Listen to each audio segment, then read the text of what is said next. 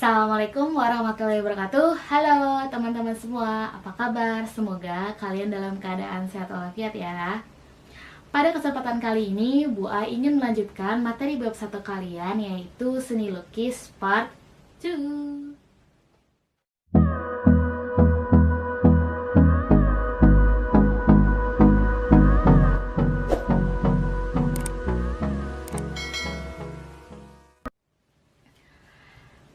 Baik, ingat ya, video ini merupakan vlog belajar Bu Ai. Jadi kita belajarnya santai tapi pasti.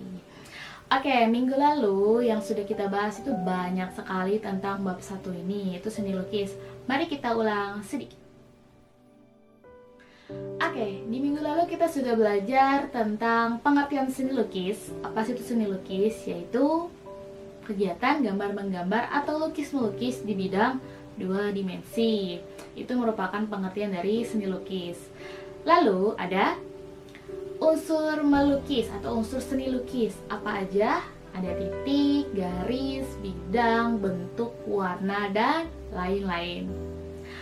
Lalu ada lagi yaitu tentang prinsip seni lukis. Apa aja sih prinsipnya? Kemarin yang sudah gue bahas, ada komposisi, proporsi, keseimbangan, dan juga tema untuk seni lukis.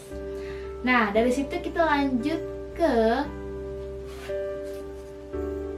teknik melukis. Teknik melukisnya dulu ya. Teknik melukis yang sudah kita bahas kemarin ada berapa tekniknya? Ada 5. Ingat ya, 5 teknik ini adalah penting. Kalian harus mencari perbedaannya masing-masing. Ya, jadi ini biasa sering banget keluar di ulangan, di USBN udah pernah keluar sih tapi jarang. Tapi kalian perlu tahu, ada 5 teknik dalam melukis. Ada apa aja? Akuarel. Lalu setelah akuarel ada plakat, ada pointillis, ada apa lagi? Ada akuarel, plakat, pointillis, yap, spray. Lalu yang terakhir ada tempera. Jadi 5 teknik ini kan ada perbedaannya masing-masing ya. Itu wajib banget kalian ingat. Nah, dari situ kita lanjut ke alat dan bahan melukis. Alat dan bahan melukis apa aja sih gitu ya. Yang pasti adalah kita siapkan dulu kanvas biasanya ya, cat air atau cat yang mau kita pakai, entah cat air, cat akrilik itu boleh. Lalu kuasnya, kuas untuk melukisnya. Lalu apalagi palet untuk menaruh catnya ya, air secukupnya. Tuh, itu simpel sih kalau untuk alat dan bahan melukis. Nah, lalu dari situ kita masuk juga minggu lalu adalah prosedur atau langkah-langkah melukisnya tuh apa aja. Hampir sama dengan langkah-langkah menggambar gitu ya, mirip-mirip ya. Jadi kita harus menentukan dulu nih, pertama menyiapkan dulu bahan-bahannya. Kalau bahannya sudah ada, baru kita siapkan gagasannya, mau melukis apa, dengan aliran apa. Nanti abis ini buat ajarin aliran-aliran itu. Lalu abis itu setelah udah tahu mau melukis apa, alirannya mau bagaimana, coba buat sketsanya dulu tipis-tipis, entah menggunakan pensil atau menggunakan spidol kalau misalnya emang udah berani. Lalu setelah itu baru mulai pewarnaan ya, baru udah deh dirapikan aja, selesai deh tuh gambar kalian atau lukisan kalian. Nah, dari situ dari materi-materi minggu lalu yang sudah Boy kasih, ada yang masih bingung nggak sih dari teman-teman semua? Kalau misalnya ada materi yang masih kurang dipahami atau masih bingung, kalian harus kalian boleh banget untuk tanya di kolom komentar ya. Karena jangan sampai pura-pura ngerti, bener-bener kalian harus tanya. Kalau nggak ngerti tanya pokoknya, jangan diam aja. Karena Boy kan mau juga ketemu langsung ya, tapi keadaan harus seperti ini. Jadi kalau ada yang bingung, tanya. Oke. Nah, dalam video seni lukis part 2 ini akan banyak sekali yang akan kita bahas. Sebenarnya satu tema sih, bukan satu tema ya, tapi satu poin, yaitu kita belajar tentang gaya atau aliran seni lukis gitu. Jadi ibaratnya sih ini bisa dibilang temanya gitu ya, cuma kita bahasnya tentang gaya dan alirannya. Jadi ada banyak sekali gaya atau aliran yang ada dalam seni lukis. gue sih lebih enak bilangnya aliran sih ya gitu. Cuma kalau kalian mau bilang gaya juga gak apa-apa. Tapi di sini gue kita kasih kesepakatan aja ya, kita bilangnya aliran. Nah, di sini ada banyak banget aliran dalam seni lukis. Nah, ini yang harus kalian pelan-pelan kalian coba cerna gitu ya dari per masing-masing alirannya gitu. Mudah kok. Yang penting kalian tahu perbedaannya, poin perbedaannya itu di mana.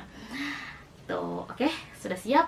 Jangan lupa siapkan buku, catatan, dengarkan dengan headset ya biar lebih jelas, atau terus di tempat senyaman mungkin gitu. Karena belajar SBK itu harus menyenangkan, harus tenang, harus asik, harus masuk.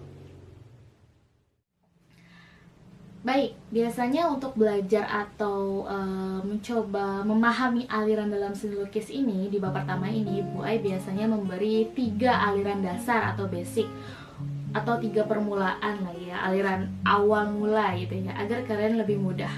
Di sini ada 3 aliran dasar untuk pengenalan pertama ini, yaitu ada realisme dari kata real, lalu ada naturalisme dari kata nature, lalu ada romantisme dari kata romain. Apa aja? Realisme, naturalisme, dan romantisme. Oke, mari kita bahas satu persatu gitu ya. Aliran realisme dari kata real. Apa sih itu real? Nyata. Jadi biasanya pelukis-pelukis yang menggunakan aliran realisme ini atau nyata ya, dia akan melukis keadaan senyata mungkin dengan keadaan aslinya. Jadi benar-benar nyata. Misalnya kalian mau melukis buaya saat seperti ini gitu, misalnya kerudungnya abu-abu gitu ya, terus menggunakan baju cardigan bunga-bunga merah gitu ya, bunga-bunga warna merah. Terus, nah itu yang harus kalian lukis senyata mungkin tanpa kalian tambah-tambahi warna atau apapun gitu ya, atau gambar atau tambahan. Misalnya tiba-tiba di kerudung Bu Ai kalian lukis ada bunga-bunga kecilnya gitu, nggak boleh. Jadi harus benar secara real, secara nyata. Nah, itu disebutnya aliran realisme atau dari kata real. Kalau kalian mau mudah menghafalkannya, real, nyata, keadaan nyata. Nah, pelukisnya siapa aja? Boy kasih tahu nama pelukis yang biasanya sering keluar dalam aliran realisme, yaitu Raden Sap. Berikutnya adalah aliran naturalisme atau dari kata nature yang artinya alam. Jadi aliran naturalisme ini berisi tentang keadaan alam ya, keadaan alam sekitar kita gitu ya. Jadi biasanya kalau aliran-alirannya lukisannya ini kita lihat oh alam-alam, berarti oh ini naturalisme nih, pasti pelukisnya pakainya alirannya naturalisme atau gayanya naturalisme. Nah, pelukis yang biasanya menggunakan atau terkenal dengan menggunakan aliran naturalisme yaitu adalah Basuki Abdullah. Berikutnya adalah aliran romantisme dari kata romain ya, percintaan bukan. Jadi aliran ini menceritakan tentang kehidupan ya, kehidupan realita manusia gitu ya, perilaku manusia gitu. Biasanya dia dibuat lebih bagus atau lebih indah dari keadaan nyatanya gitu ya, disebutnya aliran romantisme. Nah, aliran romantisme ini kenapa dibuat lebih menarik? Karena dia lebih menonjolkan perasaan gitu ya, perasaan ketika kita melihat satu suasana gitu. Misalnya kita lihat suasananya itu seperti misalnya anak-anak sekolah yang berangkat ke sekolah gitu ya. Nah, kita menonjolkan perasaannya, gimana sih rasanya perilaku si anak-anak kita ke sekolah tuh bagaimana, bersemangat kan? Nah, itu yang kita tonjolkan gitu. Ada iklan tadi tapi nggak jadi. Oke, lanjut. Jadi pelukisnya siapa? Di sini ada 3 ya. Di sini asing sih. Ada John Constable, lalu ada Turner, lalu ada Theodore Géricault. I don't know how to pronounce this name. Pokoknya yang pokoknya Bu Ai kasih ya di sini ya, ada John Constable, ada Turner, terus ada yang Theodore Géricault. Nah ini pelukis Indonesianya Bu Ai lupa, pokoknya 3 nama ini sih yang muncul, biasa sering muncul. Pokoknya Bu Ai kasih ya di sini ya, ada John Constable, ada Turner, terus ada yang Theodore Géricault. Nah ini pelukis Indonesianya Bu Ai lupa, pokoknya 3 nama ini sih yang muncul, biasa sering muncul. Oke, mari kita ulang. Jadi aliran yang dasar ada berapa? Untuk belajar aliran seni lukis ini ada 3. Yang pertama ada realisme, naturalisme, dan romantisme. Kalau misalnya yang realisme, aliran yang menunjukkan keadaan nyata ya, keadaan nyata seperti real, pokoknya itu nyatanya seperti itu, yaitu yang dibuat, makanya disebutnya realisme. Lalu ada naturalisme, jadi alirannya menceritakan tentang keadaan alam sekitar, pokoknya alam, itu naturalisme. Lalu ada romantisme, jadi perilaku manusianya gitu, dan lebih menonjolkan perasaan tuh, beserta tadi sudah boleh kasih pelukis-pelukis.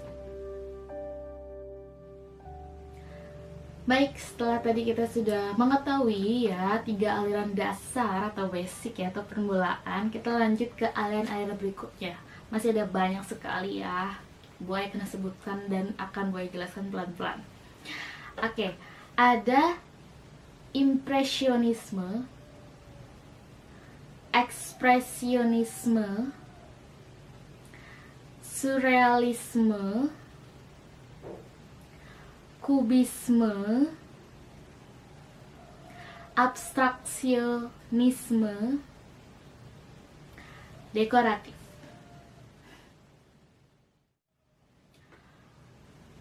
Baik, yang pertama adalah aliran impresionisme atau diambil dari kata impression. Jadi kesan pertama. Jadi aliran ini digunakan spontan dari yang kita lihat. Misalnya kalian lihat Bu Ai, mau lukis Bu Ai, set. Nah, yang kalian lukiskan itu ya spontan yang kalian dapati aja atau nyata seperti apa. Nah, itu langsung gitu ya. Itu disebut dengan aliran impresionisme. Jadi disesuaikan aja gitu, sespontan kalian seperti apa. Nah, itu. Nah, di sini untuk impresionisme pelukisnya ada banyak sekali ya. Ada di sini ada Claude Monet, ada Edgar Degas, lalu ada George Seurat. Yang paling terkenal tuh George Seurat. Ini paling sering keluar sih. Dia menggunakan aliran impresionisme. Jadi impresionisme itu apa? Ungkapan spontan ya, nyata dari hasil atau objek yang kalian lihat gitu, baru kalian lukis. Oke, berikutnya adalah aliran ekspresionisme, ekspresi ya. Jadi aliran ini lebih ke ungkapan gitu ya, ungkapan jiwa atau penjiwaan si pelukisnya gitu. Jadi dia misalnya sekarang perasaannya sedang sedih, lalu dia langsung melukis di kanvas, yaitu yang dia utarakan gitu, seekspresi yang dia buat gitu ya. Jadi langsung sesuai dengan ungkapan jiwanya dia, tentang perasaannya dia, langsung dia lukiskan di kanvas gitu ya. Jadi berbeda dengan kalau yang impression kan spontan, jadi kesan pertamanya langsung dalam waktu yang singkat. Kalau misalnya ekspresionisme itu lebih datangnya bukan kita lihat objek, tapi memang bagaimana kita gitu, perasaan kita. Misalnya kita lagi galau, ya udah itu ungkapan itu yang kita lukiskan langsung ke kanvas, kita lukis gitu ya. Jadi itu masuknya ke ekspresionisme. Nah, pelukisnya terkenal sekali yaitu Effendi ya, bukan Effendi, Affandi. Jadi Affandi ini cukup terkenal gitu. Terus juga ada salah satu lukisannya dia emang terkenal sekali gitu ya. Selain dia memang terkenal, tapi ada juga lukisannya yang sangat-sangat terkenal gitu. Nanti akan jadi bagian tugas dari Bu Ai juga karyanya Affandi ini. Berikutnya adalah aliran surrealisme. Jadi kalau dalam impi-impi dunia khayal. Jadi kalau gue itu lebih suka mengartikan aliran surrealisme ini dengan lukisan yang di luar imajinasi gitu, bukan luar imajinasi, tapi berlebih-lebihan gitu. Maksudnya gimana sih Bu Ai? Misalnya kalau kalian browsing ya, lukisan aliran surrealisme itu, wah kalian pasti kalau googling gitu ya suka sekali gitu. Jadi contohnya itu ada, ini yang paling sering keluar sih, jadi gambar bulan sabit gitu ya, terus nanti ada anak perempuan itu duduk di bulan sabitnya gitu kan. Kalian pasti udah tahu kan? Iya Bu, udah tahu di. Nah iya, itu yang paling sering muncul sih. Nah itu surrealisme, jadi berlebih-lebihan, misalnya nggak masuk akal gitu kalau misalnya kita, ada anak kecil terus dia duduk di bulan sabit, kan gimana gitu ya. Nah itu, jadi kalian bisa searching di contoh-contoh aliran surrealisme, itu bagus banget. Dan kalau misalnya kalian emang pengen jadi pelukis terus di seni lukis, coba deh untuk menggunakan aliran surrealisme gitu, karena hasilnya tuh benar-benar, bukan yang lain gak bagus, cuma lebih menantang gitu kalau misalnya kalian coba buat melukis dengan aliran surrealisme. Nah, di aliran surrealisme ini ada banyak sekali pelukis-pelukis, tapi yang paling terkenal adalah Salvador Dali ya, atau Dali pakai bahasa pronunciation mana, cuma tulisannya seperti ini, Salvador Dali. Ada banyak, tapi itu yang paling terkenal dan sempat muncul di USBN dan juga ujian semester dari dinas ya.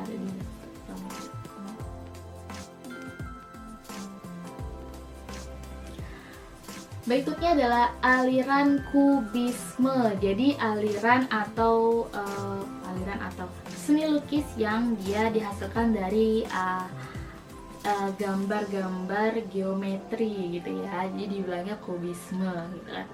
Kalau untuk pelukisnya sendiri, Boy nggak tahu banyak gitu ya, cuma kubisme ini jarang sekali dibuat ya. jarang sekali, gimana ya, lebih banyak orang-orang yang memang menggunakan naturalisme alirannya, atau impresionisme atau abstrak ya. Kalau kubisme jarang.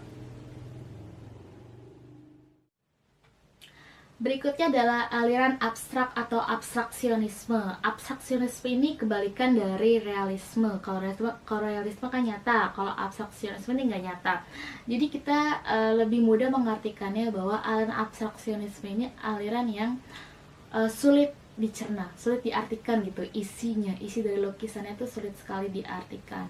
Nah, untuk pelukisnya sendiri banyak sekali. Affandi masuk karena Affandi itu bisa beberapa aliran ya. Di sini ada Affandi, ada Ahmad Sadali, ada Zaini.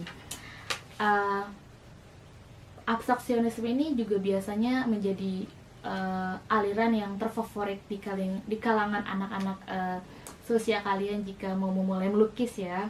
Karena Bu Ai nggak tahu sih, mungkin mereka merasanya lebih mudah, tapi kalau Bu Ai ngerasanya lebih sulit gitu kan.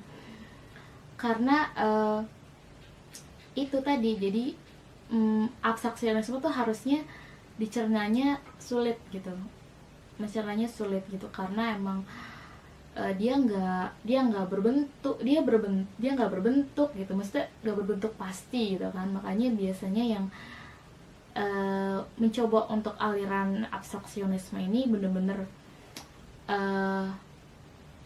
apa ya, Bu Ai bilang sulit gitu. Tapi kalau di kalangan anak-anak seperti teman-teman gitu SMP, SMA, itu malah abstraksionisme ini mereka anggap lebih mudah dibanding aliran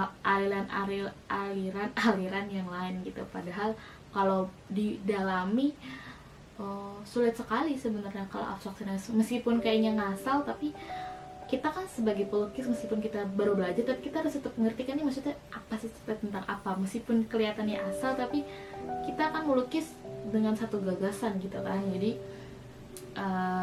sulit sih abstraksionisme. Gue lebih suka surrealisme dan naturalisme. Oke, lalu yang terakhir adalah aliran dekoratif. aliran dekoratif ini penambahan aja sih, pelengkap gitu, pelengkap di materi seni lukis ini gitu ya, untuk aliran-alirannya.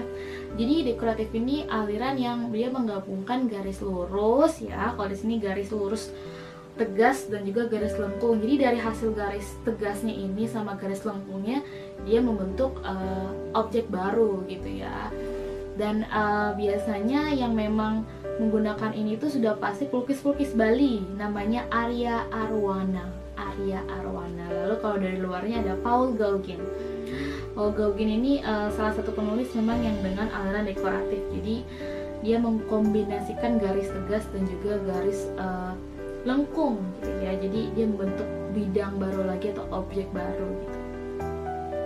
Di sini diberi penjelasan sih bahwa ciri khasnya dia bentuknya sudah distilisasi atau sudah ditambah maupun dikurangi.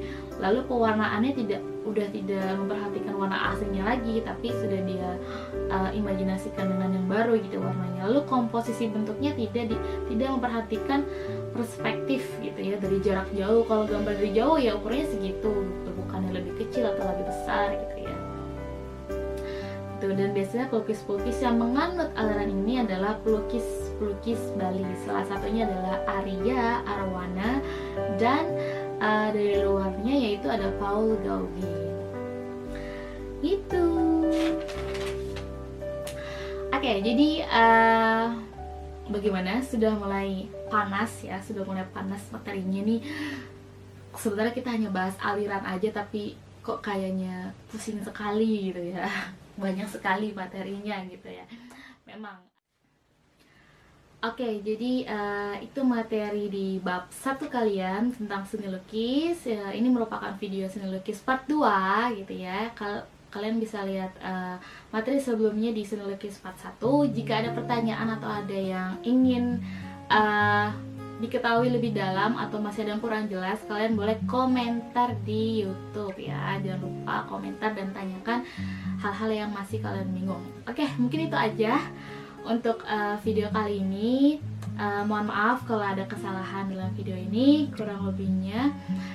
Wassalamualaikum warahmatullahi wabarakatuh. Semangat terus.